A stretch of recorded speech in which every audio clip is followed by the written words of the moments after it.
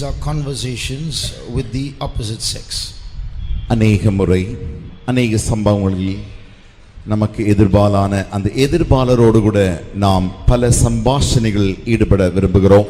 So there are some things we have to be careful about in such situations.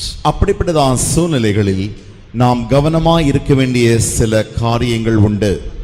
So I would just like to give you some guidelines and some boundaries that we have to live in such situations. அப்படிப்பட்டதான சூழ்நிலையில் நாம் எப்படி வாழ வேண்டும் என்பதை குறித்ததான நெறிமுறைகளையும் எல்லைகளையும் குறித்து நான் உங்களோடு கூட சொல்ல விரும்புகிறேன். We may know some of these things already. இந்த காரியங்களில் நம்மில் அநேக நமக்கு நன்றாக தெரிந்திருக்கும். Still it's okay if we can hear it again so that we can peg down these rules into our life. மறுபடியுமாக இந்த காரியங்களை நாம் கேட்பதில் நல்ல காரியம்தான். ஏனென்றால் நம்முடைய வாழ்க்கைக்கு இந்த காரியங்களை நாம் நெறிமுறையாக மறுபடியும் கையாளலாம். I've got about 6 points here. நான் சொல்ல வேண்டிய 6 காரியங்கள் உண்டு. There are not references or verses for all of them. அவைகள் யாவற்றிற்கும் நான் எடுத்துக் கொடுக்க வேண்டியதான வசனங்கள் இல்லாமல் இருக்கலாம். But still there are things, that principles that we have to keep in our life. என்றாலுமோ நம்முடைய வாழ்க்கையில் நாம் கடைபிடிக்க வேண்டியதான சில நெறிமுறைகள் நமக்கு உண்டு. 1. Suppose someone is approaching you in a wrong manner and you don't like it. உதாரணமாக மற்றவர்கள் உங்களை தவறான ஒரு எண்ணத்தோடு கூட உங்களோடு கூட சம்பாஷிக்க வரும்பொழுது அது உங்களுக்கு பிடிக்காமல் இருக்குமே ஆகில். This point Pastor Manasseh already said in the night prayer. இதே காரியத்தை பாஸ்டர் மனாசே அவர்கள் ஏற்கனவே முழு இரவு ஜெபத்தில் சொல்லி இருக்கிறார்கள். One wrong thing we will do is we'll get irritated so much that we will scold them so much that afterwards you'll feel sorry for it. நாம் செய்கிறதான முதலாவது தவறான காரியம் என்னவென்றால், இந்த காரியம் நமக்கு பிடிக்காத பட்சத்தில் அது நமக்கு மிக மிக ஒரு அழுத்தத்தை உண்டாக்குறபடினா, எரிச்சலை உண்டாக்குறபடினாலே அப்படிப்பட்ட நபர் மேலே நாம் கோபமடைந்து எரிச்சல் அடைந்து போய்விடுகிறோம். அதற்கு பின்பு நாம் மனஸ்தாபம் படுகிறோம். So you will shout bad words at them and we'll insult them in front of everyone. அவர்கள் மேலே நாம் தவறான வார்த்தைகளை சொல்லி மற்ற எல்லாருக்கும் முன்பாக அவர்களை நாம் அவமானமும் படுத்துகிறோம். And then you'll go home and feel sorry for it. அதற்கு பின்பு வீட்டிற்கு போய் அதற்காக நாம் வருத்தப்படுகிறோம். So slowly and subtly hatred turns into sympathy. கொஞ்சம் கொஞ்சமாக மிக தந்திர வண்ணமாக இந்த கசப்பானது, இந்த வெறுப்பானது இப்பொழுது ஒரு பரிதாபமாக அனுதாபமாக மாறிவிடுகிறது. So next time you see the person, it's not the old hatred. அதே நபரை நீங்கள் அடுத்த முறை காணும் பொழுது அந்த முதலாவது வந்த அந்த வெறுப்பு வருகிறதில்லை. You'll feel bad for how you behaved last time. கடந்த முறை இந்த நபரோடு கூட நான் எப்படி இந்த காரியத்தை சந்தித்தேன் என்பதை யோசித்து அதற்காக நாம் வருத்தப்படுகிறோம். And that will be the beginning of a wrong relationship. அதுதான் நம்முடைய தவறான உறவுக்கு துவக்கமாய் காணப்படுகிறது. So in the beginning itself we should learn to act wisely and not throw out indecent words. ஆகையினாலே முதலிலே இந்த சம்பாஷணை, இந்த காரியம் வரும்பொழுது நாம் கெட்ட வார்த்தைகளை அங்கே பேசி விடாதபடிக்கு மிக ஞானமாய் நாம் அங்கே பழக வேண்டும். And the second thing that we should understand is sometimes human sympathy is dangerous. நாம் அறிந்து கொள்ள வேண்டிய இரண்டாவது காரியம் என்னவென்றால், சில நேரங்களில் சுய அனுதாபமானது மிக மிக ஆபத்தானதாக இருக்கிறது. Sometimes our human sympathy மனுஷர்கள் மேல் பாராட்டுகிறதான அனுதாபம். See, this human sympathy sometimes is bigger than God's sympathy. சில நேரங்களில் நாம் மனுஷர் மேல் பாராட்டுகிறதான இந்த மனுஷ அனுதாபமானது தேவன் மேல் இருக்கிற அனுதாபத்தை காட்டிலும் பெரிதானது போல காணப்படும். தேவனுக்கு இருக்கிற அனுதாபத்தை காட்டிலும் பெரிதானதை போல அது காணப்படும். So when God will say stay away, you will feel like apologizing. தேவன் இந்த காரியத்திலிருந்து தள்ளி இரு என்று நமக்கு சொல்லுவாரே ஆகில் அந்த சூழ்நிலையில் நாம் மிக ஒரு வருத்தப்படுகிறது போல காணப்படும். So we have to be very careful that we don't get more sympathetic than God. ஆகினாலே தேவனை காட்டிலும் அதிக அனுதாபம் உள்ளவர்களாக நாம் இருந்துவிட வேண்டும் என்பதை குறித்த அந்த காரியத்திலே நமக்கு கவனமாக இருக்க வேண்டும். Have you come across those situations in your life where you will say, I will send just one SMS and it is not one SMS? உங்களுடைய வாழ்க்கையிலே இப்படி ஏற்கனவே இப்படிப்பட்ட எடுத்துக்காட்டுகள் வந்திருக்கலாம். ஒரே ஒரு துரித செய்தியை மாத்திரம் நான் அனுப்பிவிட்டு நிறுத்தி விடுகிறேன் என்று நாம் நினைப்போம். ஆனால் ஒரு துரித செய்தியோடு மாத்திரமல்ல, It's one more and one more and one more. இன்னும் ஒன்று, இன்னும் ஒன்று, இன்னும் ஒன்று. Because what comes back to you works your emotions and makes you reply one more time. ஏனென்றால் என்ன செய்தி உங்களுக்கு திரும்பி வருகிறதோ அது உங்களை எழுச்சியூட்டி மறுபடியுமாக இன்னொரு பதிலை அது அனுப்ப தூண்ட செய்கிறது. If you turn to 2 Corinthians chapter 7 இரண்டாம் கொரிந்தியர் 7ஆம் அதிகாரத்துடைய வேதத்தை திருப்புவீர்களே ஆகில் and read verse 10. 10ஆம் வசனத்தை வாசியுங்கள். தேவனுக்கேற்ற துக்கம் பின்பு மனஸ்தாபப்படுகிறதற்கு இடமில்லாமல் ரட்சிப்புக்கு ஏதுவான மனம் திரும்புதலை உண்டாக்குகிறது. லௌகீக துக்கமோ. See, read that first line again. தேவனுக்கேற்ற துக்கம். தேவனுக்கேற்ற துக்கம் பின்பு மனஸ்தாபப்படுகிறதற்கு இடமில்லாமல். What does that mean? அதனுடைய அர்த்தம் என்ன? When you get a godly, so you can find out the difference between human sorrow and godly sorrow. மனுஷ துக்கத்துக்கும் தேவனுடைய துக்கத்துக்கும் இருக்கிற வித்தியாசத்தை உங்களால் இங்கே காண முடிகிறது. So when you have scolded a person too much and then you feel very bad, you want to go and apologize, that's not godly sorrow. நீங்கள் ஒரு மனிதரை நன்றாக அதிகமாக திட்டிவிட்டு அதற்கு பின்பு நீங்கள் துக்கப்பட்டு அவரிடத்தில் போய் மன்னிப்பு கேட்க போகும்பொழுது அது அல்ல தேவனுடைய துக்கம். Now I'm speaking about the interaction between opposite sexes. எதிர்பாலரோடு கூட நாம் சம்பாஷிக்கிற சம்பாஷணை குறித்து நான் உங்களோடு கூட பேசிக் கொண்டிருக்கிறேன். Not about normal fights. சாதாரணமாய் வருகிற சண்டை குறித்து அல்ல. So this verse says, if godly sorrow, if you get godly sorrow, that sorrow will work repentance where you will not feel sorry after that second time. தேவனுக்கேற்ற துக்கம் என்னவென்றால் பின்பு போய் உங்களை மனஸ்தாபப்படுவதற்கு இடம் கொடுக்காது. But this kind of sympathy, this sorrow will make you go and start a conversation, an apology, and it will give you a sorrow later on that you felt sorry. நீங்கள் முன்பாக காணப்பட்டதான அந்த அனுதாபமையோ அந்த துக்கத்தையோ நீங்கள் அடைவீர்களே ஆகில் அது பின்பு போய் திரும்பமாக இதற்கு துக்கப்பட்டு மனஸ்தாபப்படக்கூடிய அளவிற்கு அது உங்களை மாற்றி விடுகிறது. So godly sorrow will not make you feel sorry for sorrowing after that. தேவனுடைய துக்கமானது பின்பு ஒரு காலம் அதை குறித்து மனஸ்தாபப்பட இடம் கொடுக்காது. So check your sorrow, check your sympathies, is it godly or human? ஆகினாலே உங்களுக்கு இருக்கிற துக்கத்தையும் உங்களுக்கு இருக்கிறதான அந்த அனுதாபங்கள் யாவற்றையும் குறித்து நீங்கள் சோதித்து பாருங்கள், அது தேவனுக்கேற்ற துக்கமாய் இருக்கிறதா. So if you have made that foolish mistake of shouting too much, மதியீனமாக அதிகமாக நீங்கள் ஒருவேளை கத்தி விடுவீர்களே ஆகில், don't go and apologize, say sorry to Jesus and stay away. That's நீங்கள் திரும்பவுமாக போய் அந்த நபரிடத்திலே போய் மன்னிப்பு கேட்க வேண்டிய அவசியம் இல்லை. இயேசுவை நோக்கி இயேசுவே எனக்கு மன்னியும் என்று சொல்லுங்கள், அது போதும். Second thing, இரண்டாவது காரியம், there is a verse in the Bible which says, if you break the fence, the serpent will bite you. இங்கே இன்னொரு வசனத்தை நாம் வேதத்தில் வாசிக்கிறோம், நீங்கள் வேலியை தாண்டும் பொழுது சர்ப்பம் வந்து உங்களை பாம்பு உங்களை கடிக்கும். Ecclesiastes chapter 10, I think. பிரசங்கி 10ஆம் அதிகாரம் 8ஆம் வசனம். படுகுழியை வெட்டுகிறவன் அதிலே விழுவான், அடைப்பை பிடுங்குகிறவனை பாம்பு கடிக்கும். So if you break the hedge, a serpent will bite you. அடைப்பை பிடுங்குகிறவனை பாம்பு கடிக்கும். So that means you have to make fences when you're in your relationships. ஆகையினாலே நீங்கள் வைக்கிறதான உறவுகள் யாவற்றிலும் நீங்கள் வேலி அல்லது அடைப்பை வைக்க வேண்டும். Sometimes in these intersexual relationships, you will step into a relationship, you will say, I'm only going to speak spiritual things. இப்படி எதிர்பாலரோடு கூட நாம் பழகுகிறதான அந்த உறவுகளிலே நாம் என்ன சொல்லுவோம் என்றால், பேச மாத்திரமே நான் செய்வேன், I will speak only spiritual things. ஆவிக்குரிய காரியங்கள் மாத்திரமே நான் பேசுவேன். My friendship is only going to be spiritual. என்னுடைய அந்த சிநேகிதமானது ஆவிக்குரிய சிநேகிதமாக மாத்திரமே இருக்கும். So you will start by saying only spiritual things. நீங்கள் தொடக்கத்திலே ஆவிக்குரிய காரியங்களை தான் சொல்ல ஆரம்பிப்பீர்கள்.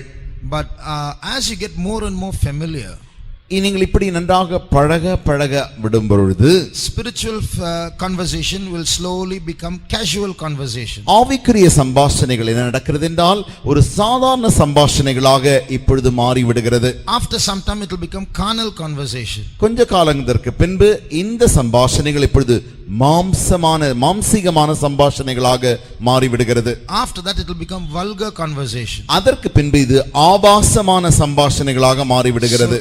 So you see, the fence is broken easily.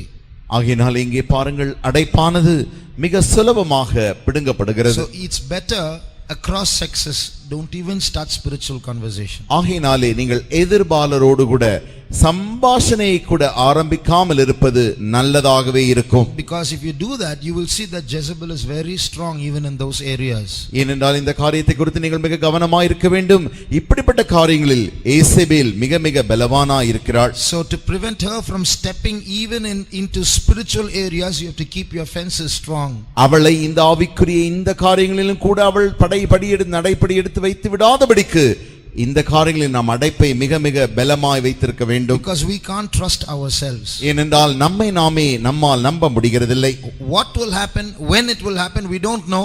When it suddenly happens, we'll be out of control.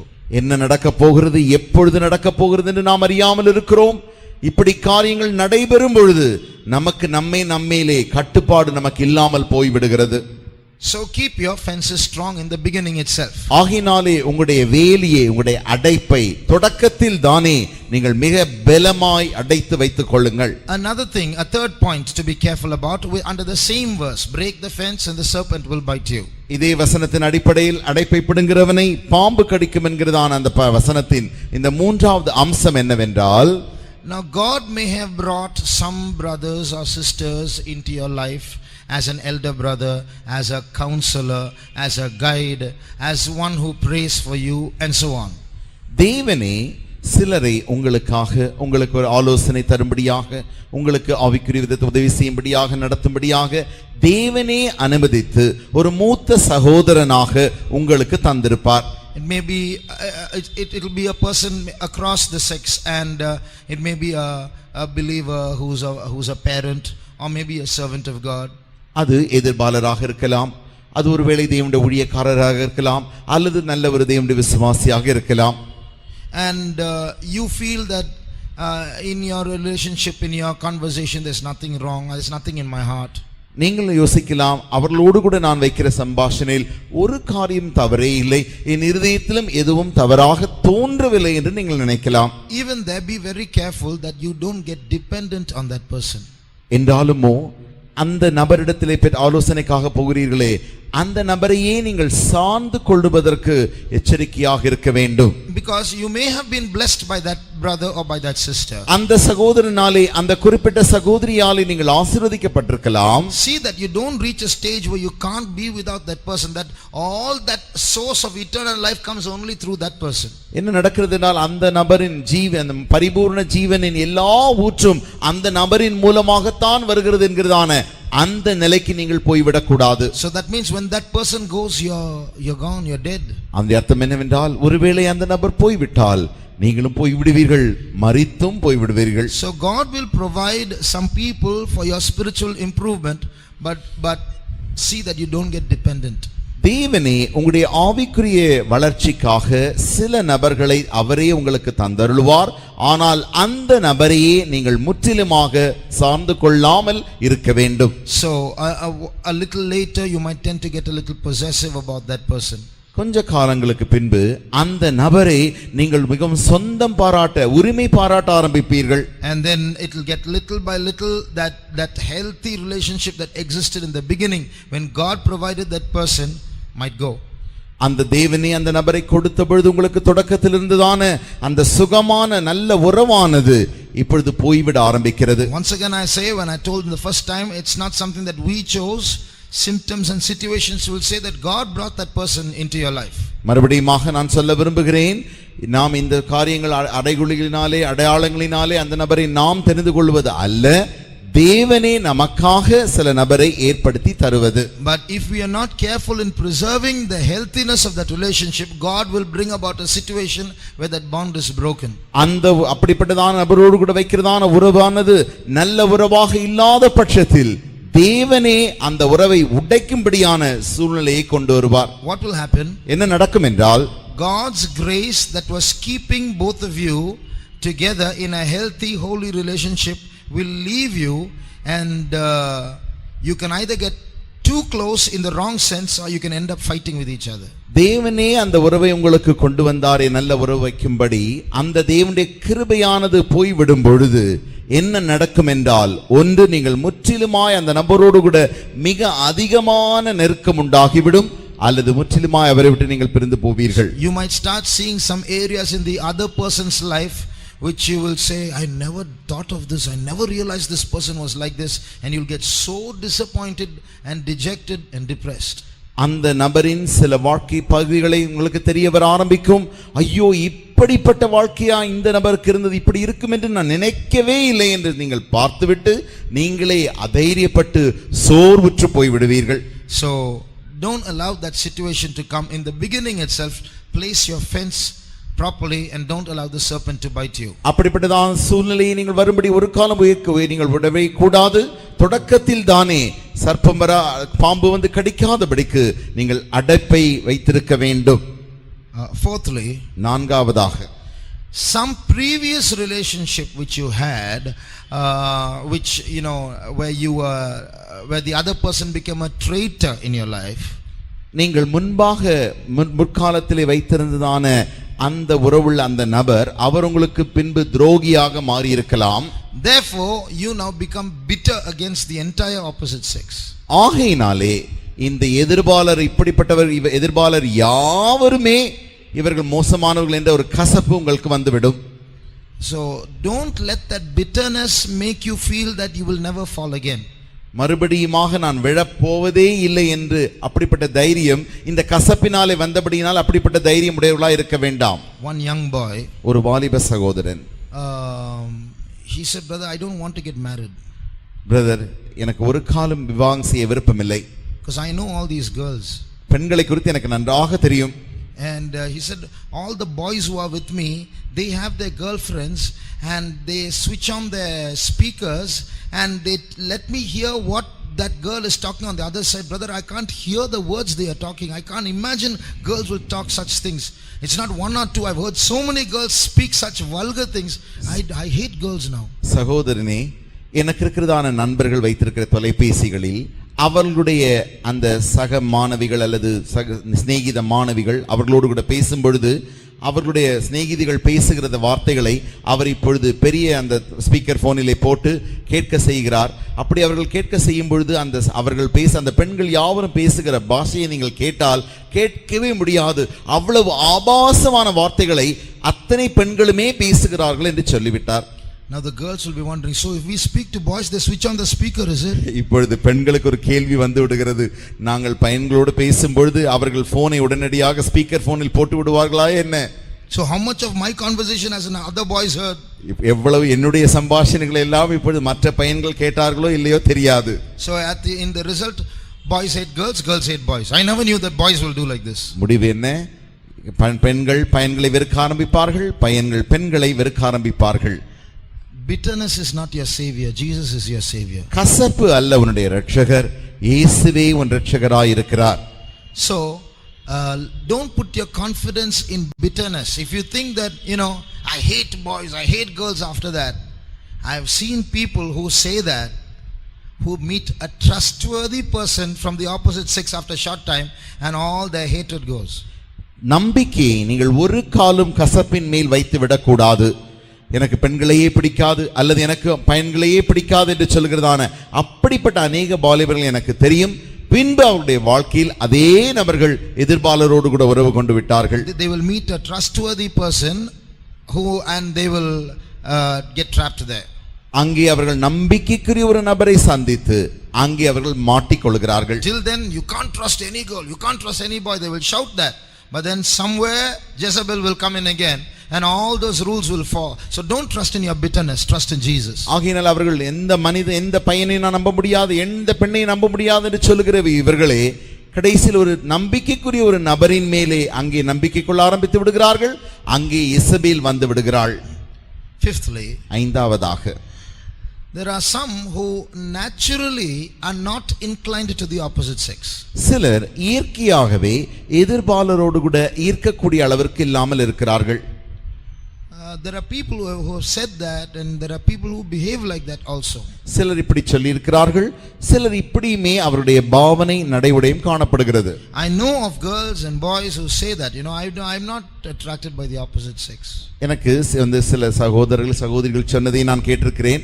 எதிர்பாலர்களால் என்னை ஏற்றுக்கொள்ளவே முடியாது என்கிறதான அப்படிப்பட்ட ஒரு வார்த்தை அவர்களே சொல்லி இருக்கிறார்கள். And they walk like that, they behave like that, they won't turn to the wrong side, they won't mix with people of the opposite sex, they are by themselves. அவருடைய நடத்தையை நீங்கள் பார்த்தால் அப்படித்தான் இருக்கும். அவர்கள் எதிர்பாலரோடு கூட அவர்கள் போய் பேசுகிறதில்லை, அவர்களை பார்க்கிறதும் இல்லை, அவர்களே தனிமையாக அப்படியே இருந்து கொண்டு இருப்பார்கள். Don't let that also be your confidence. அந்த காரியமும் அப்படிப்பட்ட காரியமும் உங்களுடைய நம்பிக்கையாக இருந்துவிட ஒரு காலம் இடம் கொடுக்க வேண்டாம். Because when someone comes into your life after that, your bond will be stronger than normal people who are naturally inclined to the opposite sex. ஏனென்றால் நீங்கள் அப்படி நடக்கிற பட்சத்தில் திடீரென்று ஒருவர் உங்களோடு கூட ஒரு சிநேகிதத்திற்காக உறவுக்காக வரும்பொழுது நீங்கள் அவரோடு கூட வைக்கிறதான அந்த உறவானது அவ்வளவு கடினமான நல்ல மிக மிக திடமான உறவாய் அது மாறிவிடுகிறது. அதை பிரிக்கவே யாராலும் முடியாமல் போய்விடுகிறது. It will be more than normal people who are in the weak category, who are inclined to the opposite sex. ஒரு சாதாரணமாக பலவீனமாய் மற்ற எதிர்பாலரால் ஈர்க்கப்படுகிறார்களே, அவர்கள் வைக்கிறதான அந்த ஐக்கியத்தை காட்டிலும் அதிகமானதாய் உங்களுடைய ஐக்கியம் மாறிவிடுகிறது. I am saying this from many experiences that I've seen about young girls and boys. வாலிப சகோதர சகோதரிகளின் வாழ்க்கையிலே கண்டதான அநேக உதாரணங்களில் இருந்து அனுபவங்களில் இருந்து நான் உங்களுக்கு சொல்லுகிறேன். I know one servant of God who said, in this one matter no one can find fault with me. எனக்கு தெரியும் ஒரு தேவனுடைய ஊழியக்காரர் சொன்ன காரியம் என்னவென்றால், இந்த ஒரு காரியத்தில் என்னை யாரும் குற்றம் கண்டுபிடிக்க முடியாது. And a few years later, in the same regard, he fell. கொஞ்ச ஆண்டுகளுக்கு பின்பு அதே காரியத்தில் அவர் விழுந்து போனார். So you can't trust yourself, I can't trust myself. ஆகினாலே உங்களிலே நீங்களும் என்னிலே நானும் நம்பிக்கை கொள்ள முடியாது. So you just can't say, oh, this thing no one can find fault with me, I'm confident, I don't have such inclinations. No, your trust should be in Jesus.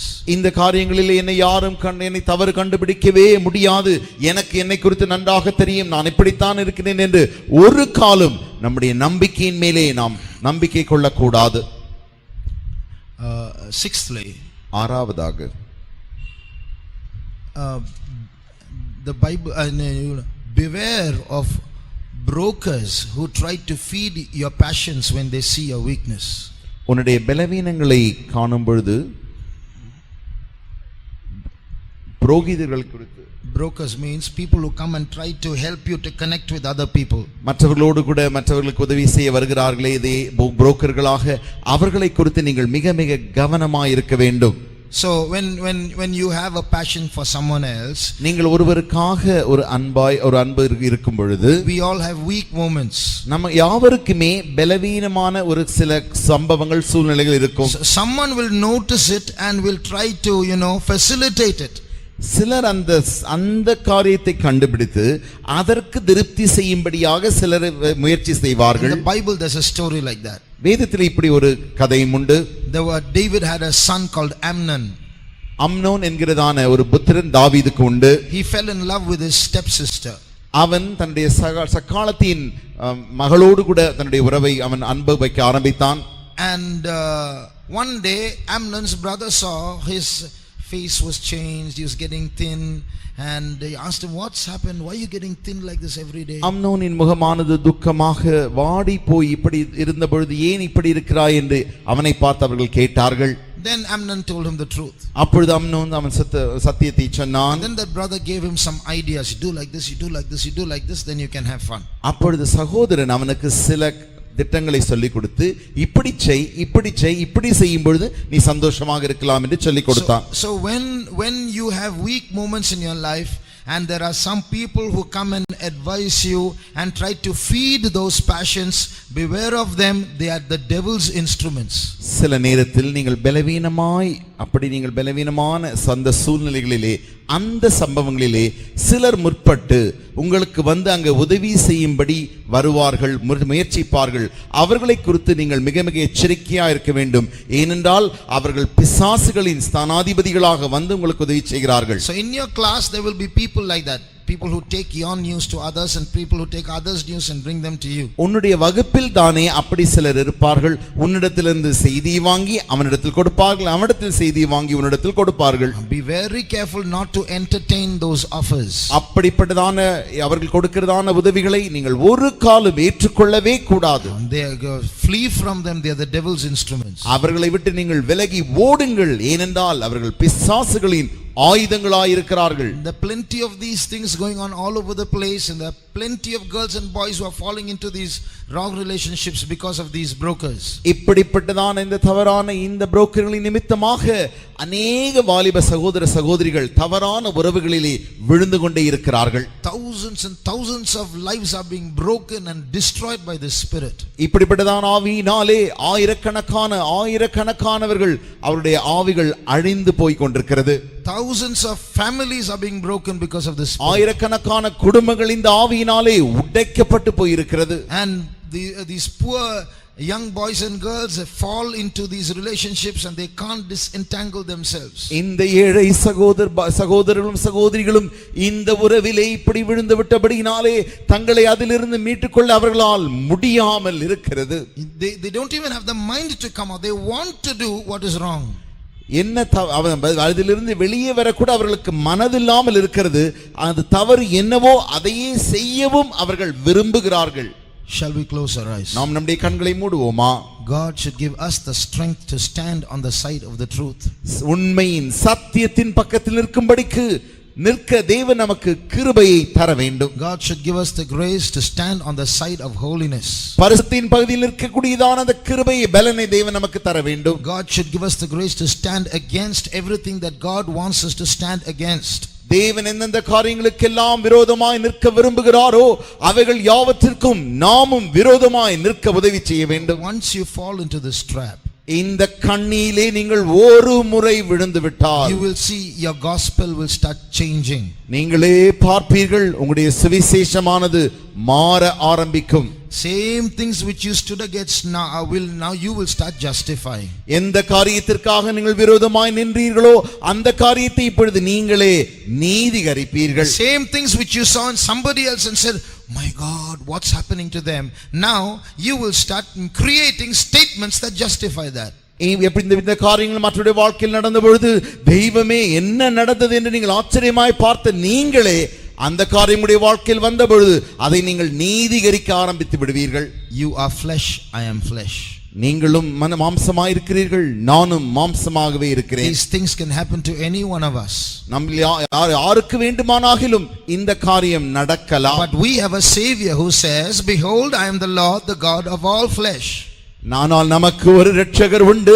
அந்த இரட்சகர் சொல்லுகிறது என்னவென்றால், இதோ நான் மாம்சமான யாவருக்கும் தேவனாகிய கர்த்தர். Without that savior, one day something will happen, we will fall. அந்த இரட்சகர் இல்லாமல் ஒரு நாள் ஏதாவது நடந்துவிடும், நாம் விழுந்து போய் விடுவோம். How many want to take that savior with you today? எத்தனை பேர் இந்த இரட்சகரை உங்களோடு கூட எடுத்து செல்ல விரும்புகிறீர்கள்? Jezebel is waiting in your office. உன்னுடைய வேலை ஸ்தலத்திலே ஏசேபேல் காத்து கொண்டிருக்கிறாள். Jezebel is waiting in your neighborhood. உன்னுடைய அருகாமையின் வீட்டின் அருகாமையிலே இந்த ஏசேபேல் காத்து கொண்டிருக்கிறாள். Jezebel is waiting in your college. உன்னுடைய கல்லூரியிலே இந்த ஏசேபேல் காத்து கொண்டிருக்கிறாள். You don't know who she is, but she's a very powerful woman. அவள் யார் என்று உங்களுக்கு தெரியாது என்றாலும் அவள் மிக மிக பலம் வாய்ந்த ஒரு ஸ்திரீயாய் இருக்கிறாள். When she speaks, she will convince. Nobody can say no to her. அவள் பேசும் பொழுது நீங்கள் ஈர்க்கப்பட்டு விடுவீர்கள்.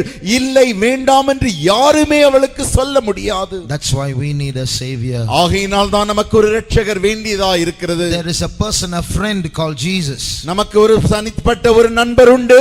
அவருடைய பெயர் இயேசு. He crushed the head of this Jezebel.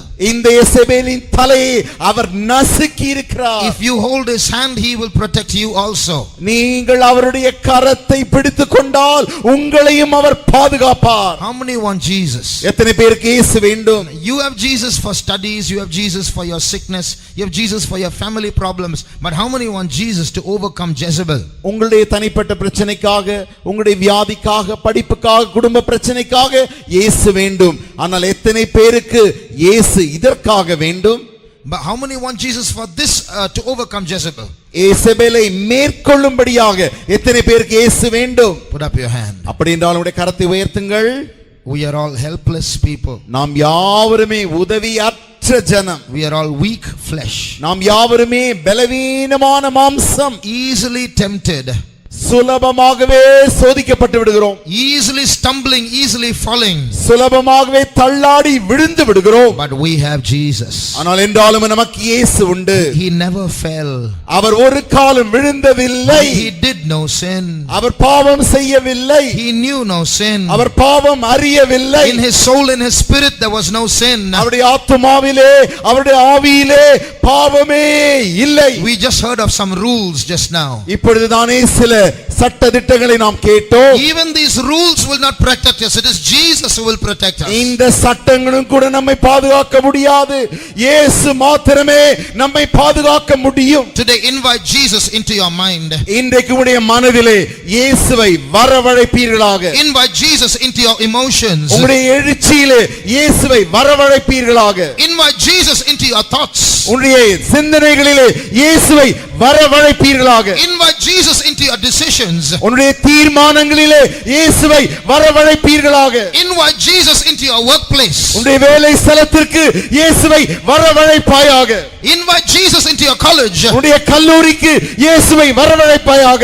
Ask Jesus to control your cell phone conversation. உன்னுடைய தொலைபேசி சம்பாஷணைகளை இயேசுவே நீர் கட்டுப்படுத்தும் என்று சொல்லுவாயாக. Just like you are holy, your cell phone should be holy. எப்படி நீ பரிசுத்தமாய் இருக்கிறாயோ அப்படியே உன்னுடைய தொலைபேசியும் பரிசுத்தமாய் இருக்க Just வேண்டும். like you are holy, your laptop should be holy. எப்படி நீ பரிசுத்தமாய் இருக்கிறாயோ அதே வண்ணமாக உன்னுடைய லேப்டாப்பும் பரிசுத்தமாய் இருக்க Just வேண்டும். like you are holy, your pen drive and your CD should be holy. எப்படி நீ பரிசுத்தமாய் இருக்கிறாயோ அதே வண்ணமாக உன்னுடைய பென் டிரைவும் சிடியும் பரிசுத்தமாய் இருக்க In வேண்டும். everything Jesus should be revealed. எல்லா இடத்திலும் இயேசுவே வெளிப்பட வேண்டும். The Holy Spirit is coming down. பரிசுத்தாவி இறங்கிக் கொண்டிருக்கிறார். He is going to bring Jesus into our lives. நம்முடைய வாழ்க்கையிலே இயேசுவை அவர் கொண்டு வர போகிறார். Holy Father, பரிசுத்த பிதா, Holy Jesus, பரிசுத்த இயேசு, Holy Spirit, பரிசுத்த ஆவியானவர் they are going before you in your battle. உன்னுடைய யுத்தத்திலே உனக்கு முன்பாக அவர்கள் போய் கொண்டிருக்கிறார்கள். You are very, very, very, very weak,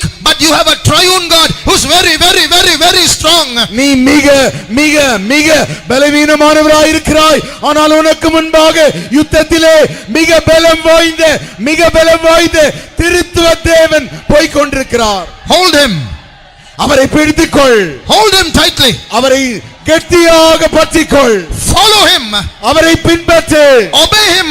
அவருக்கு கீழ்ப்படி. Let him rule your spirit. அவருடைய ஆவியை ஆளட்டும். Let him rule your soul. அவருடைய ஆத்துமாவை ஆளட்டும். Let him rule your body. அவருடைய சரீரத்தை ஆளட்டும். God will protect you. தேவன் உன்னை பாதுகாப்பார். No Jezebel will touch you. ஒரு யேசபேலும் உன்னை தொட முடியாது. You will get an anointing and you will say, throw her down. உனக்கு ஒரு அபிஷேகம் வரும். அதன் மூலமாக நீயே சொல்வாய், அவளை கீழே தள்ளு. Ura samankaramani antuda. Arya samankalamani antuda ayarabahatde. Nimanka shamtudan kamani ankaramani antude. Appa Niara mausha bakalamanka sabakalamani antude.